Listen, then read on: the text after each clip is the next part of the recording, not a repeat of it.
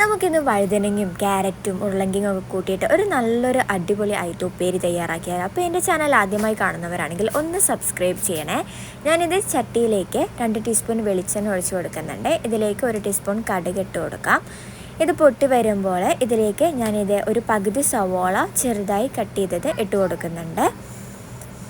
ഇനി ഇത് 2 അല്ലി വെളുത്തുള്ളി നീളത്തിൽ അരിഞ്ഞത് കൂടെ ഇട്ട് കൊടുക്കാം. ഒരു തണ്ട് കറിവേപ്പില. ഇനി ജസ്റ്റ് ഇതൊന്ന് മിക്സാക്കി കൊടുക്കുക. ഇതൊന്ന് വാടി വരുമ്പോൾ ഇതിലേക്ക് ആവശ്യത്തിന് ഉപ്പും ഒരു 1/2 ടീസ്പൂണ് ചതച്ച ഉണക്കമുളകും കൂടെ ഇട്ട് കൊടുക്കുന്നുണ്ട്.